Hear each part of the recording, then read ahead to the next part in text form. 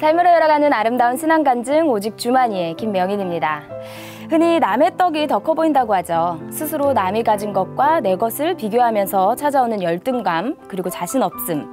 거기서 행복이 아닌 불행이 시작됨을 나타내는 속담입니다. 그런데요, 사람들 모두가요, 제각기 강한 것과 약한 것을 가지고 있는 것 같습니다. 작은 눈을 가진 대신에요, 누구보다 아름다운 손을 가진 사람이 있고요. 또 가난하지만 이 마음의 넉넉함은 누구보다도 부자인 사람이 있잖아요.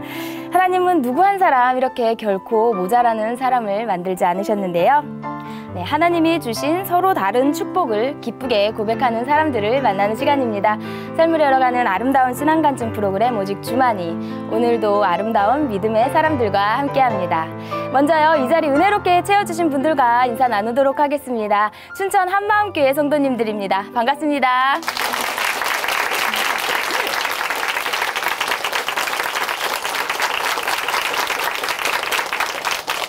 네, 첫 번째 출연자 만나보겠습니다.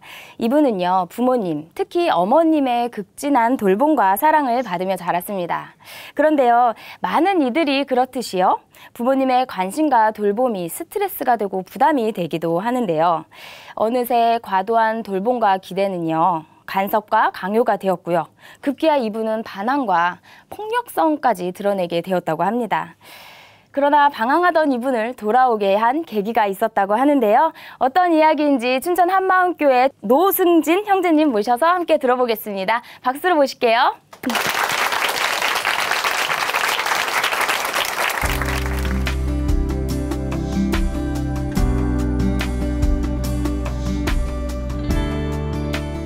안녕하세요. 춘천 한마음교회 노승진입니다.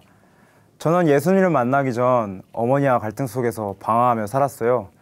하지만 사랑이 많으신 예수님을 만나고 진정 하나님의 마음을 알아 어머니와 관계가 사랑으로 회복된 간증을 나누려고 합니다. 어머니께서는 제가 어릴 때 많은 사랑을 주셨어요. 시장을 보러 같이 나가면 항상 맛있는 음식이나 좋은 옷들을 사주시곤 하셨어요. 놀이동산은 한 달치를 끊어놓고 다니다 싶을 정도로 자주 다녔고, 동물원에도 자주 다녔어요. 동물원에 있는 동물들이 저를 알아볼 정도였습니다.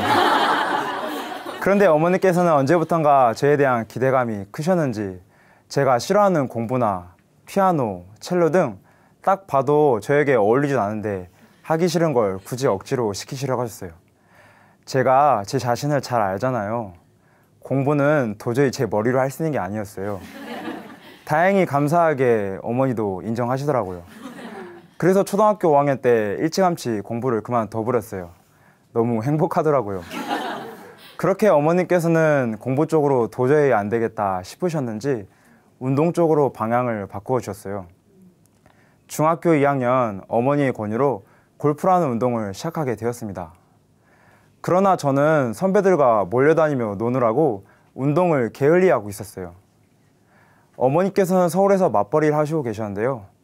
저의 이런 소식을 들으시고 바로 서울 일을 접으시고 제가 살고 있는 광주로 내려오셨어요. 그때부터 저를 관리하시며 간섭하시기 시작하셨습니다. 운동하다 보면 특히 시합 나가서 스트레스를 많이 받고 정말 지칠 때가 많았어요. 하지만 어머니는 저에게 단호하셨어요. 네가 못해서 그런 것을 다른 탓 좀 하지 말라고 하시더라고요.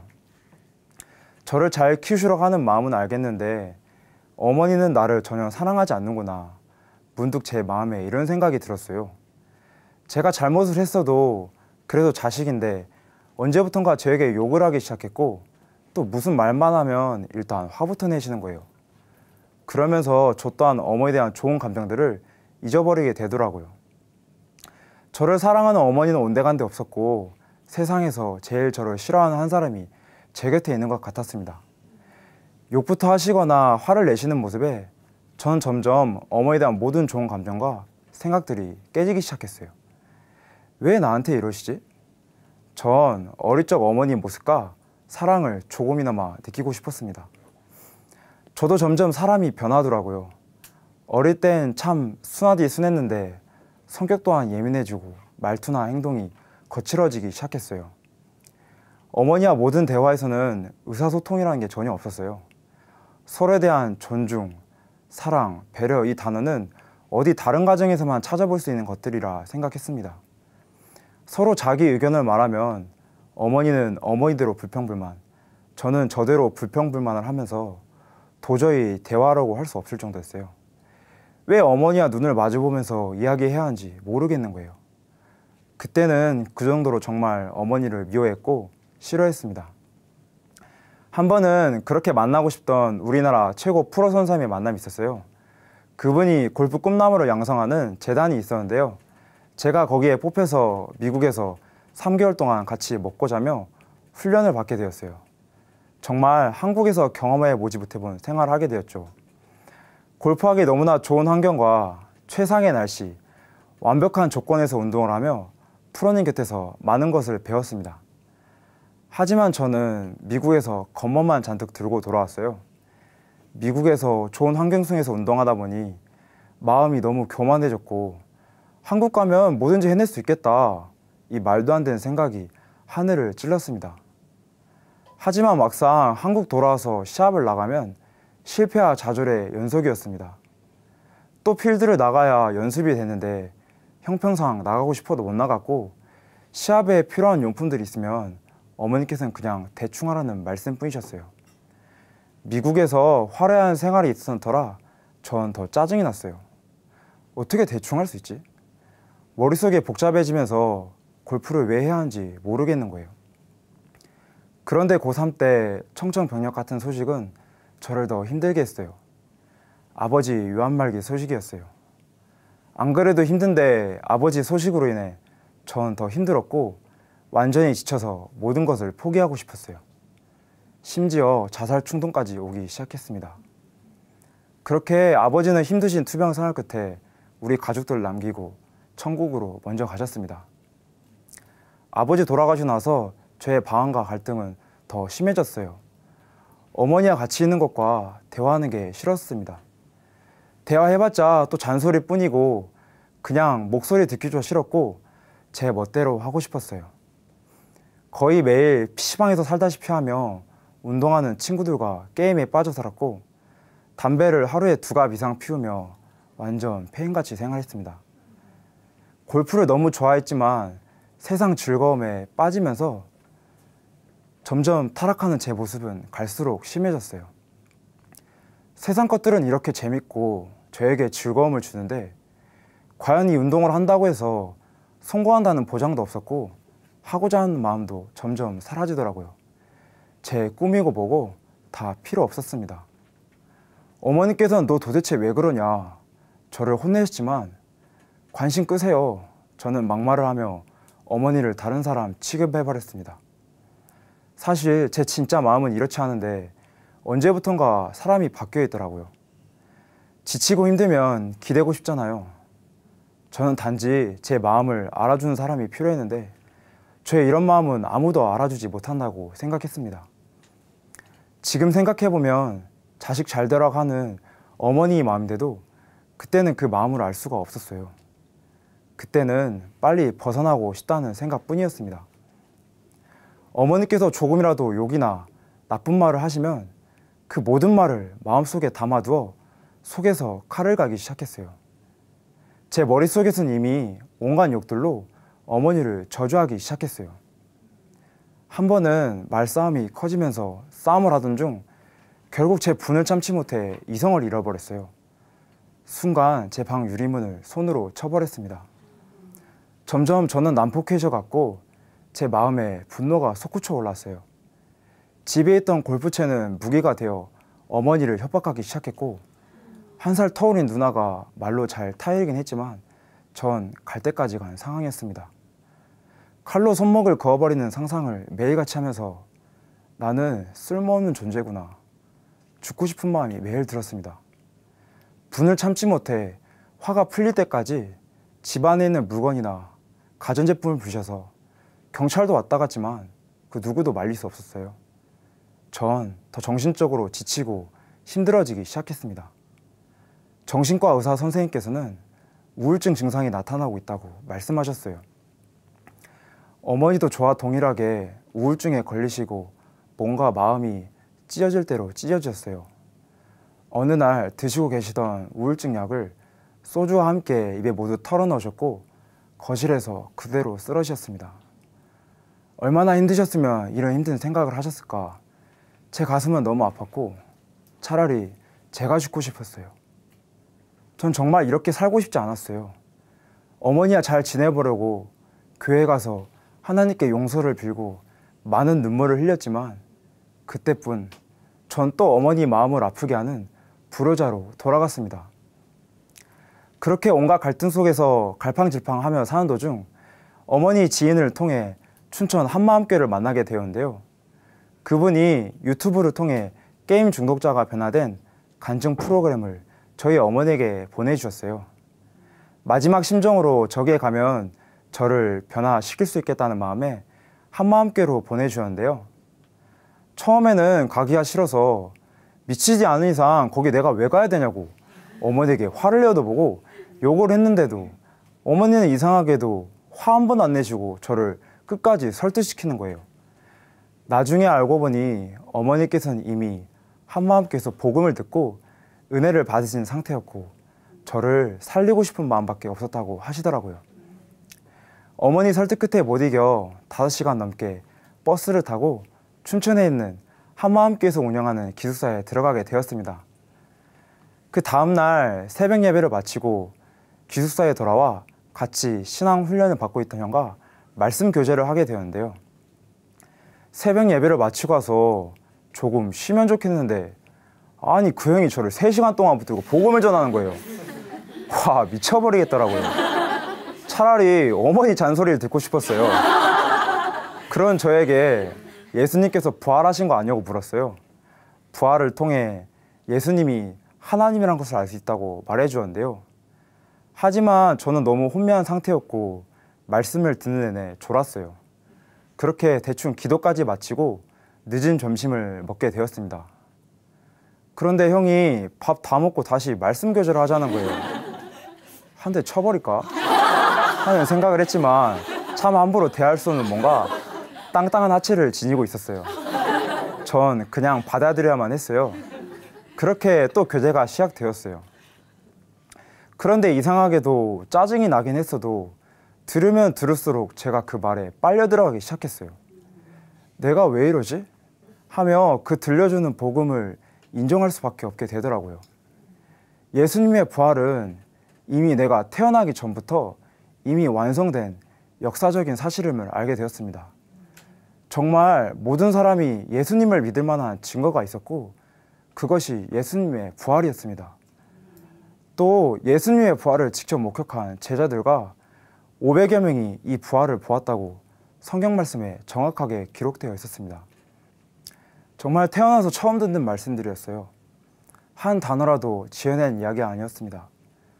듣고 보니 의심 하나 들지 않게 되더라고요. 정말 부활이 사실이었고 그렇게 모든 말씀에 아멘하기 시작했어요. 3일째 되는 저녁에 또 복음을 듣게 되면서 만약 예수님의 부활이 사실이면 이분이 정말 하나님이란 것이 제 머릿속을 감싸기 시작했습니다. 성경에는 예수님이 나의 주인 되어주기 위해 나를 구원하시기 위해 이 땅에 이 어둠 가운데 오셨다고 적혀 있더라고요.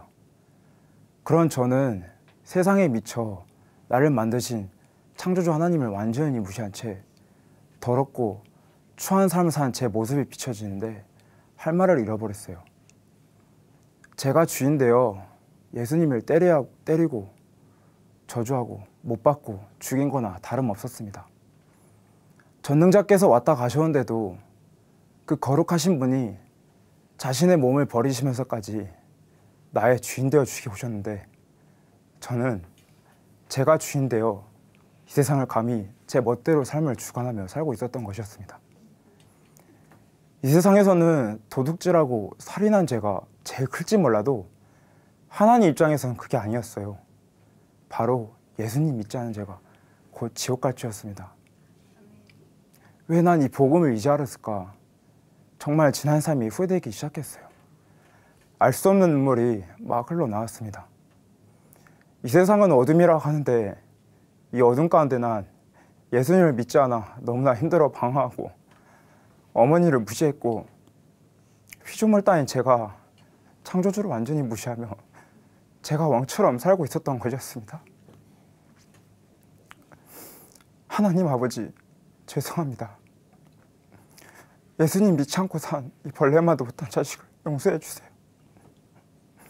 예수님이 나의 주인 되어 주시게 오셨는데 저는 예수님을 믿지 않고 제가 주인 되어 살았습니다. 그 전능자의 사랑을 모르고 세상 보이는 전부에만 썩어질 것을 쫓으며 살았습니다. 전 지난 제 잘못된 삶을 하나님께 눈물로 예수님 믿지 않았던 죄를 회개했습니다. 제 안에 있던 모든 더러운 찌꺼기들은 빼내고 이제는 예수님을 내 마음 중심에 모십니다. 전 이렇게 주님께 고백했습니다. 예수님이 나의 주, 나의 하나님이라고 입술에서 매일같이 고백하였고 그렇게 풀리지 않던 저의 방황과 어머니의 갈등도 이 세상 모든 걱정 근심도 차차 풀리기 시작했어요. 예수님이 제 마음 가운데 살아계시니까 그 어떠한 더러운 것도 제 마음에 들어올 수가 없었어요. 이 세상 어떠한 방법으로 끊을 수 없던 술, 담배와 게임은 예수님을 믿고 끊게 되었어요. 처음에는 쉽지 않았어요. 시험 기간 때 친구들을 만날 때면 술, 담배로 계속 저를 유혹하는데 너무 참기 힘든 거예요. 그런데 문득 제가 또 술, 담배를 한다는 것은 그분을 완전히 무시하는 거라 생각이 들었어요. 주님이 제 마음을 꽉 잡고 계시니까 어둠은 떠나가고 빛이 임하면서 그렇게 그 생각이 단번에 끊어지게 되더라고요. 누가 끊으라 그런 것도 아닌데 정말 성령의 역사였습니다. 어머니와 관계도 점점 좋아졌어요. 1년 가까이 쉬고 있던 골프를 다시 시작하게 되었는데요. 골프 연습하다 보면 집중하느라 신경이 예민해지거든요. 그런데 예전 어머니께서는 저의 입장을 모르시고 조금만 못하면 핑계 좀 대지 말래? 그럼 연습 더 해! 이런 어머니였어요. 그런데 지금 제가 힘들어하면 뭐 더 필요한 거 없냐고, 더우니까 물 많이 마셔라, 항상 부상당하지 않게 옆에서 기도해 주시고 저를 너무 잘 챙겨주시고 계세요. 먹는 것부터 시작해서 시합 일정까지 일일이 챙겨주시며 정말 저를 위해 헌신한 이런 어머니가 또 있을까 생각해 보았어요. 정말 세상에서 하나뿐인 저의 매니저이자 사랑하는 어머니입니다. 이제는 예전 같으면 분을 낼 만한 문제들도 예수님을 바라보니까 별거 아니더라고요. 저의 변화된 모습을 보시고 어머니께서는 참 많이 우셨어요. 끊을 수 없던 술, 담배와 게임은 복음으로 한 번에 끊고 이제는 주를 위해 최선을 다하는 모습에 감격하셨어요. 예전에 어머니께서는 네 눈빛에서 살기가 느껴진다고 말씀하셨는데요. 지금은 내 눈에서 그런 모습을 찾아볼 수 없다고 어머니와 저는 하나님께 감사를 드렸습니다. 어머니께서는 지금 제가 부족한 모습을 보여도 지금 저를 사랑으로 품어주시고 계세요. 서로에게 걸림이 되지 않게 말 한마디라도 조심해서 이야기하고 복음에 초점을 맞추면서 저 또한 말씀으로 순간순간 생각을 지키며 노력하며 절제하고 있습니다. 예수님이 저와 함께 동행하고 계시니까 제 마음과 생각을 함부로 헛되이 쓰지 않게 되더라고요. 지금 어머니와 저는 관계가 너무나 좋아지면서 항상 어머니를 존중하며 기쁨으로 사랑으로 대하고 있습니다. 제 옆에 계시는 것 자체만으로 저는 행복한 사람이고 축복받은 자식입니다. 정말 그전에는 저를 위해 제 목적을 위해 골프를 쳤다면 지금은 가치관이 바뀌었어요. 요즘에는 주를 위해 열심히 골프를 하고 있어요. 일주일에 한 번씩은 초등학생 8명 뿐인 한 시골 분교에 직접 가서 골프를 가르치고 있어요. 그 전에 미국에서 그 프로님께 레슨 받은 방식을 그대로 아이들에게 알려주고 있어요. 만약 그전 세상 가치관이었으면 상상할 수도 없는 일이었을 거예요. 왜 제가 그곳에서 힘들게 배운 것을 알려줘야 하는지, 제가 손해고 저에게 마이너스라고 말도 안 된다고 생각했을 거예요. 하지만 하나님의 관점으로 바뀌면서 제 은사가 이 아이들에게 쓰임을 받고 있다고 생각하니까 너무 뿌듯하고 행복하더라고요. 나를 위해 하는 게 아니라 주를 위해서 하는 거니까 저는 더 많은 것을 알려주고 싶고 정말 이 아이들 앞날이 기대가 되고 소망이 됩니다. 지금 어머니와 저는 골프 시합장도에서 복음을 전하며 살고 있어요. 골프를 하는 것도 중요하지만 한 영혼이 천하보다 귀하다고 했잖아요. 시합 나가서 같이 경기를 뛰는 친구들에게 복음을 전했어요. 한 친구는 복음을 듣고 확실한 것을 잡았다고 너무 좋아했어요. 저를 만난 게 하나님의 은혜라고 복음을 들려줘서 너무 고맙다고 했어요. 제가 오히려 한 생명에게 복음을 전했다는 것에 감격이 되어 눈물이 나오더라고요. 지금 전 하나님의 꿈을 이루는 부활의 증인이 되었습니다. 지금은 그 크신 하나님의 사랑을 알게 되었어요. 부모를 진정 공경하는 자식으로 하나님의 은혜 가운데 살고 있습니다. 저를 변화시켜 주신 예수님 사랑합니다. 그리고 어머니 사랑해요. 감사합니다.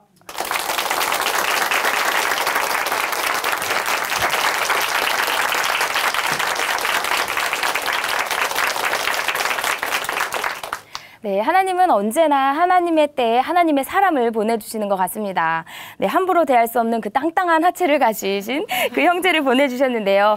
이분이 없었다면 노승진 형제님이 복음을 제대로 들을 수 없었을 것 같은데요. 네, 부활하신 예수님을 만나면 이렇게 삶이 변해야 됩니다. 아니, 변할 수밖에 없죠. 아들도 그리고 어머니도 그리고 온 가족이 변할 수 있게 한 예수 그리스도의 부활복음. 우리도 예수님 안에서 삶이 더욱더 아름답게 변화되기를 기도합니다. 네. 노수진 현재님 감사합니다.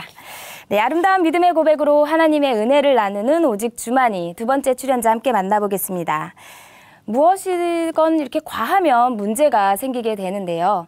걱정과 두려움이 과하면요. 누군가가 나를 해칠 거라는 피해 망상이 되기도 합니다.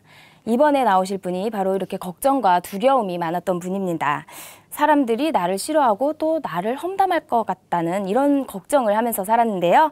이랬던 이분이요. 교회 공동체를 만나고 변화되기 시작했다고 하는데요. 그 이야기 함께 들어보겠습니다. 춘천 한마음교회 윤예영 자매님 큰 박수로 모실게요.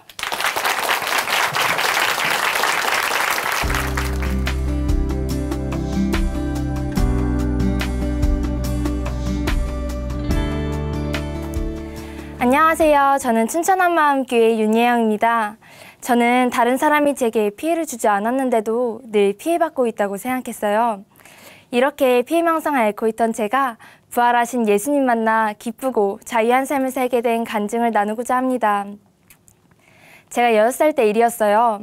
엄마는 예영아, 엄마 금방 갔다 올게. 혹시 무서우면 요 앞에 집사님 댁 가 있어 하시며 언니와 함께 나가셨어요. 그런데 금방 오실 것만 같았던 엄마는 1시간이 지나도 오시지 않는 거예요. 왠지 엄마가 언니만 사랑해서 데리고 나갔고 나는 사랑하지 않으니까 혼자 두고 왔다는 생각이 들었어요. 서러워서 막 울고 있었는데요. 갑자기 누군가 밖에서 문을 두드리고 들어올 것만 같은 거예요.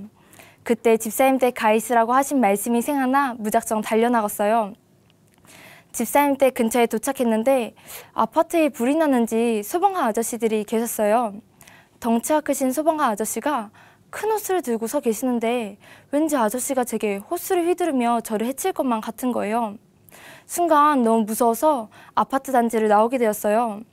저는 결국 집사님 댁엔 가지도 못하고 그렇다고 다시 집으로 가기는 무섭고 혼자 길거리를 울며 방황했어요. 하루는 친구들과 함께 술래잡기 놀이를 하게 되었어요. 술래는 도망치는 아이들을 잡아야 하잖아요. 그런데 술래가 코앞에 있는 저는 잡지도 않고 멀리 있는 애를 잡으러 가는 거예요.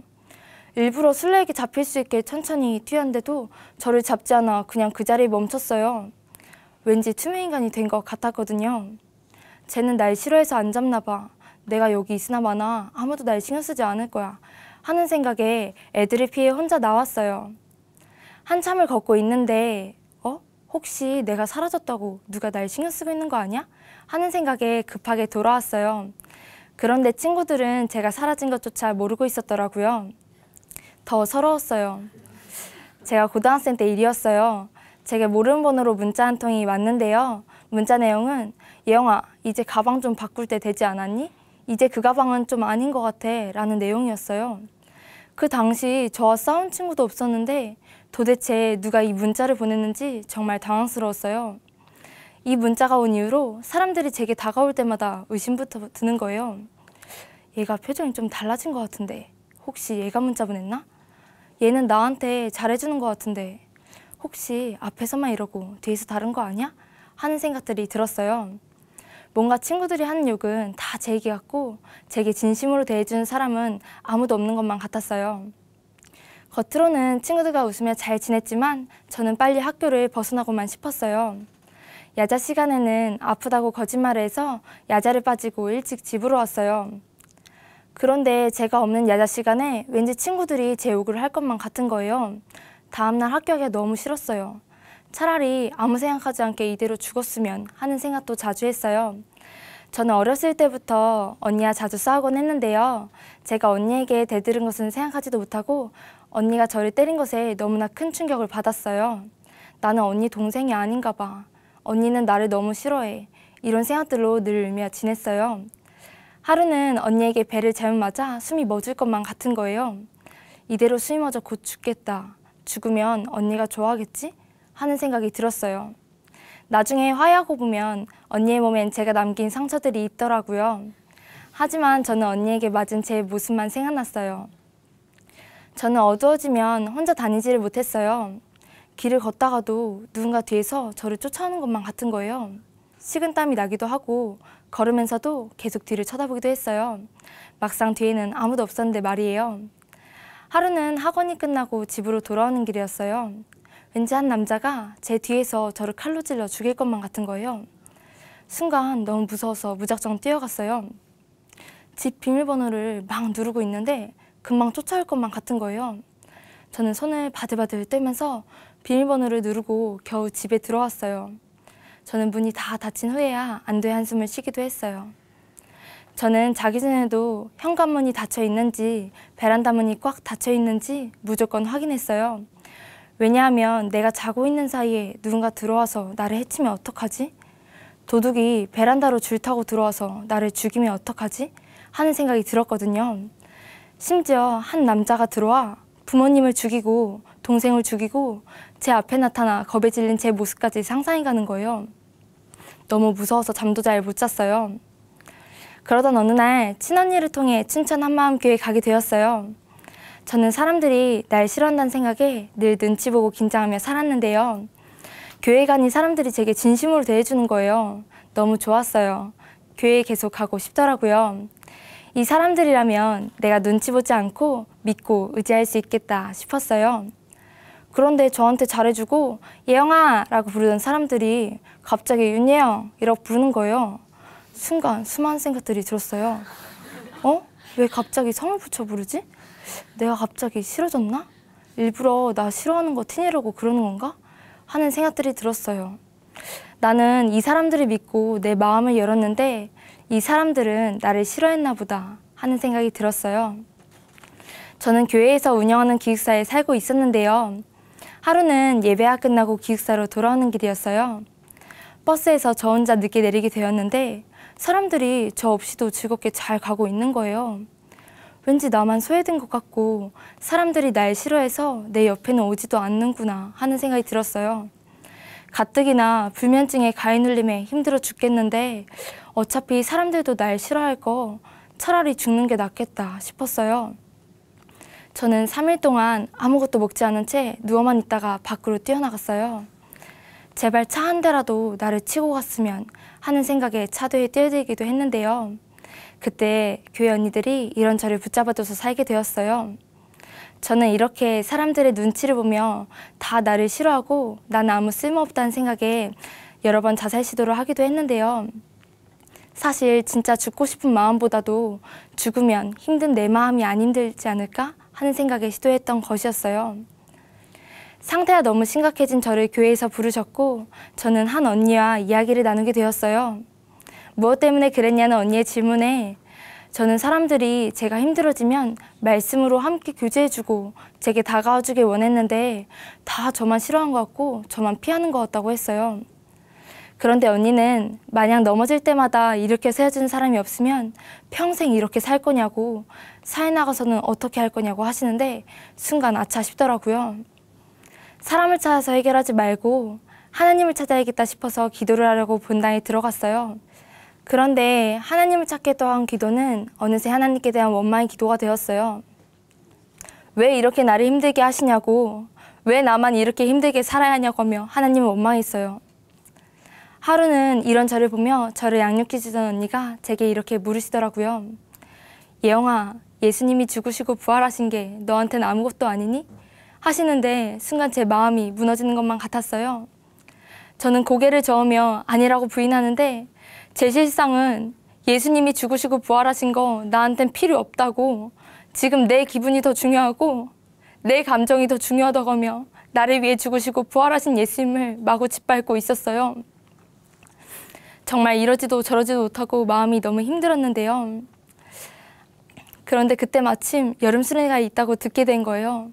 저는 마음속 깊이 살고 싶은 마음에 하나님께 저 좀 살려달라고 기도하게 되었어요. 간절한 마음으로 저녁 집회에 참석하게 되었는데요. 그때 목사님께서는 예수님께서 죽임당하시는 영화를 보여주셨어요. 영화를 보는데 예수님께서 채찍질 당하셔서 온몸에 살이라고는 찾아볼 수 없을 정도로 다 패이고 빨간 핏자국만 보이는 장면, 십자가에 못 박히신 장면, 머리에 가시 면류관이 쓰이는 장면 보는데 너무 잔인해서 제 두 눈을 뜨고 볼 수가 없는 거예요. 저는 고개를 돌려고 하는데 하나님께서 제 마음에 예영아 똑똑히 봐 하시며 너희가 십자가에 못 박은 이 예수를 하나님이 주와 그리스도가 되게 하셨다는 말씀을 생각나게 해주셨어요. 저는 사실 2000년 전 십자가에 못 박혀 죽은 예수님이 나와 무슨 상관이 있나 그게 항상 고민이었어요. 그런데 2000년 전 예수님이 십자가에 못 박혀 죽으시고 3일 만에 부활하실 것이라고, 부활하신 예수님이 하나님이시라고 약속하셨는데 정말 그 약속대로 예수님 부활하신 거예요. 사실 저는 예수님이 죽으시고 부활하셨다는 거 잘 알고 있었어요. 물론 아멘도 했고요. 하지만 정작 그 예수님과 저와는 아무 상관이 없더라고요. 그런데 그토록 많이 들었던 부활하신 예수님이 하나님이시라는 것이 알고 인정한 정도가 아니라 제 마음에 그대로 믿어지게 되었어요. 부활이 실제로 믿어지게 되니까 그 십자가에 달려 흘리신 예수님의 피가 하나님의 피였구나. 하나님이 날 위해 죽으셨구나. 이것이 그대로 알아졌어요. 예수님의 부활을 통해 십자가에서 누가 죽으셨는지 알게 되니 정말 어찌할 바를 모르겠더라고요. 저는 너무나 아무렇지 않게 내가 주인 되어 살았는데 이 죄 때문에 전능하신 하나님께서 죽으셔야만 했던 것이었어요. 정말 죽을 수밖에 없던 난데 하나님께서 이런 나의 주인 되어 주시려고 친히 사람의 몸을 입고 이 땅에 오신 것이었어요. 아무 죄 없는 예수님께서 이런 날 위해 죽으시고 부활하셔서 나의 주인 되어주셨는데도, 믿을 만한 증거까지 주셨는데도 저는 여전히 예수님 믿지 않고 내가 주인 되어 살고 있었어요. 예수님 믿지 않아서 내 기분대로 내 감정대로 살았고, 예수님 믿지 않아서 사람들의 눈치를 보며 내 마음만 알아주기 원했고, 예수님 믿지 않아서 자살하려고 했던 것이었어요. 그런데 제가 제 마음이 원하는 대로 제 기분대로 행동했는데 제 마음은 날이 갈수록 너무 힘든 거예요.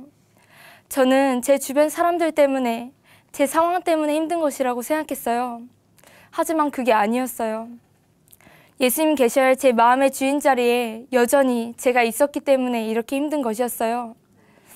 그런데 예수님의 부활을 통해 십자가에서 누가 죽으셨는지 알게 되니 제가 하나님 앞에 어떠한 죄를 짓고 있었는지 정말 고개를 들 수가 없더라고요. 그런데 하나님께서 이런 제게 회개하고 복음을 믿으라고 하시는 거예요.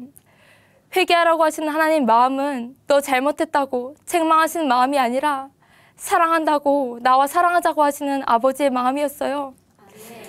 이런 저 같은 자에게도 회개할 수 있는 기회를 주신 하나님께 너무나 감사하더라고요. 저는 하나님께, 하나님 어떻게 이런 저를 살려주셨어요?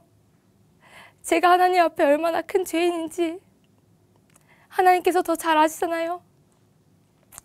이렇게 말씀드리니까 하나님께서 제게 예영아, 너가 죄인 되었을 그때에도 나는 너를 너무나 사랑해서 너를 위해 죽고 부활했다. 내가 너를 죽기까지 너무나 사랑한다. 이렇게 말씀해 주신 거예요. 저는 나를 위해 죽으시고 부활하신 예수님 앞에 그대로 굴복하게 되었습니다.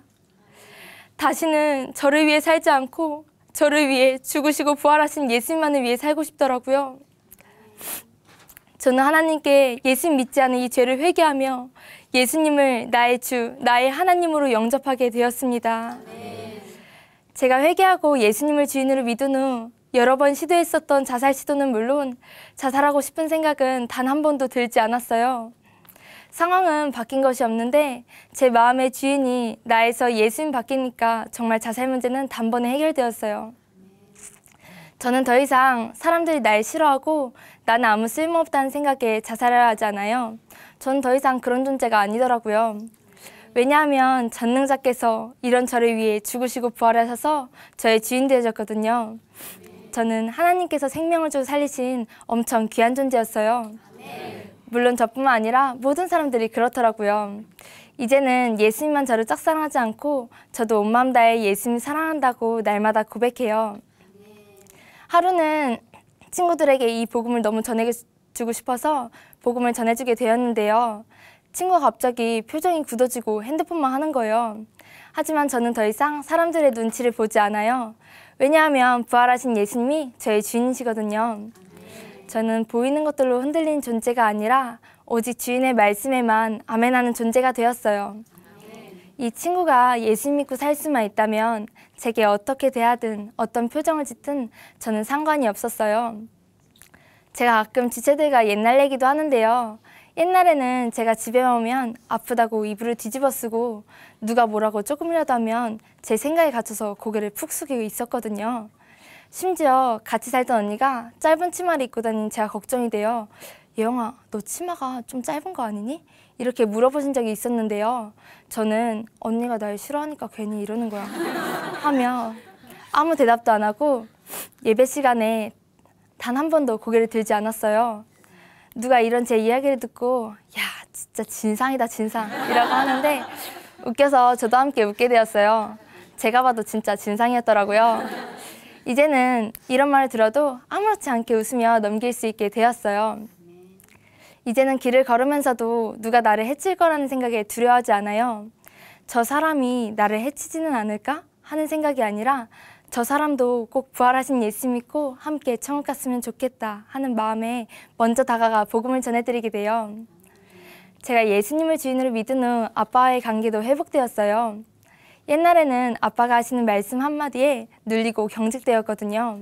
나는 아빠 친딸이 아닌가? 하는 생각도 했고요. 그런데 회개하고 예수님을 주인으로 믿은 후 아빠가 하시는 훈계의 말씀은 저를 위해 해주시는 사랑의 말씀으로 순종하게 되었어요.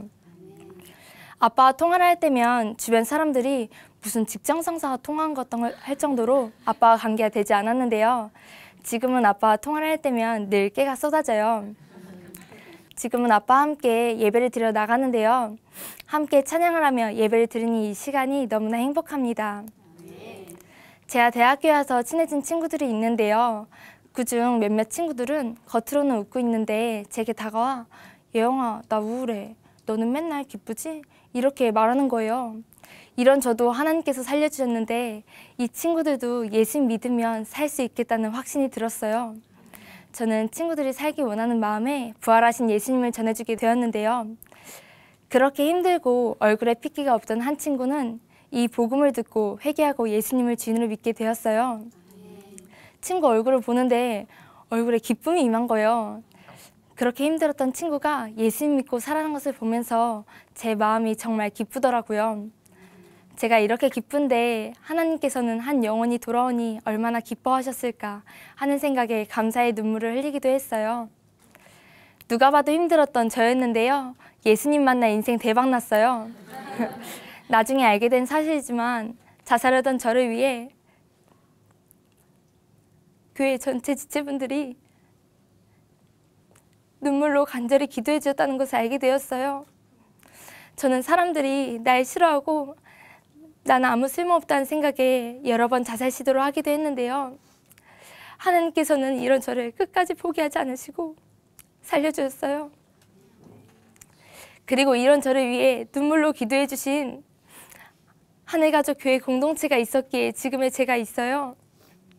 제가 교회 공동체와 함께하며 배운 것이 있는데요. 그건 영혼을 향한 하나님의 사랑이에요. 있는 모습 그대로 사랑해주는 그 모습이요. 이제는 예수님과 교회 공동체에 받은 이 사랑을 이전에 저처럼 힘들어하는 많은 사람들에게 나눠주는 사람이 되고 싶어요.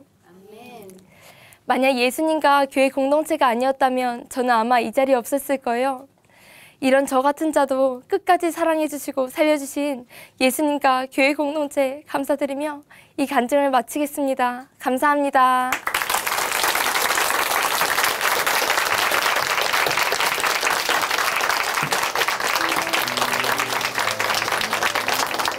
네, 간증 감사합니다. 윤혜영 자매님이 받았던 질문, 예수님이 죽으시고 부활하신 게 너에겐 아무것도 아니니. 이 질문 똑같이 우리에게 주어진다면 뭐라고 대답하시겠어요? 머리로가 아닌 정말 진정으로 우리가 이렇게 말할 수 있었으면 좋겠습니다. 우리 죄를 위해서 예수님께서 십자가를 지셨고 다시 부활하셔서 우리의 주인이 되어주신 사건입니다. 라고요. 그 주님이 우리와 동행하시기에 더 이상 두렵지 않고 또 하나님의 공동체와 함께하기에 힘차게 나아간다는 자매님의 모습 앞으로도 계속 씩씩하게 전진하시기를 기도하고 기대하겠습니다. 하나님으로 인해 변한 삶의 고백이 있는 간증 프로그램 오직 주만이 오늘은 여기까지입니다. 지금까지 함께해 주신 춘천 한마음교회 성도님들 그리고 시청자 여러분 감사드립니다. 오늘도 이 시간 찬양으로 마무리하겠는데요. 오늘 찬양해 주실 분은요. 여호와는 나의 목자시니 여나목이시고요. 함께할 찬양은 더욱 사랑입니다. 오늘도 우리의 주인 되신 예수님과 동행하는 멋진 하루 되세요. 감사합니다.